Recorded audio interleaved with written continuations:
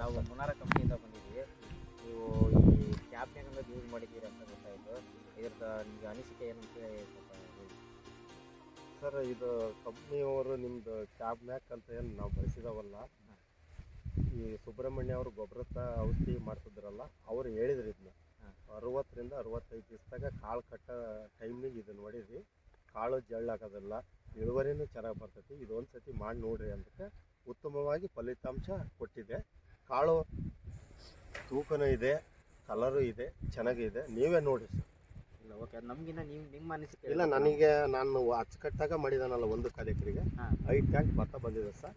ತೂಕನೂ ಇದೆ. ಎಷ್ಟು ಎಕರೆಗೆ 5 ಚೀಲ ತೆಗ್ದಿದ್ದೀರಾ? 5 ಟ್ಯಾಂಕ್ 1 ಕಾಲು ಎಕರೆಗೆ 5 ಟ್ಯಾಂಕ್ ಭತ್ತ ಬೆಳೆದಿದೆ ಸರ್.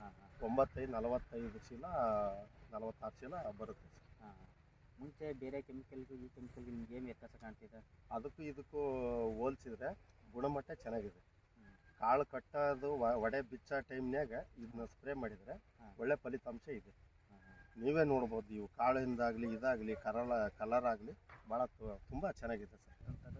ಮಲೆಬೆನ್ನೂರು, ಅರಳಳ್ಳಿ ಎಲ್ಲರೂ ಕೊಟ್ಟಿರೋ ಕಡೆಯಿಂದ ತುಂಬ ಫಲಿತಾಂಶ ಚೆನ್ನಾಗಿ ಬಂದಿದೆ ಸರ್. ಅರಳಳ್ಳಿ ಗ್ರಾಮ ನಮ್ಮದು, ಮಲೆಬೆನ್ನೂರು ಹೋಬಳಿ, ದಾವಣಗೆರೆ ಡಿಸ್ಟಿಕ್ಕು, ಹರಿಹರ ತಾಲೂಕು.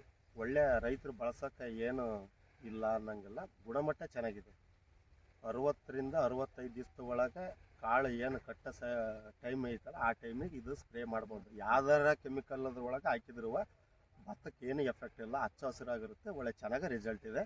ಸುಬ್ರಹ್ಮಣ್ಯರು ಅವರು ಔಷಧಿ ಕೊಟ್ಟು ಹೇಳಿದ್ರು ಈ ಕಂಪ್ನಿ ಬಗ್ಗೆ. ನಮಗೆ ತುಂಬ ಇಷ್ಟ ಆಯಿತು.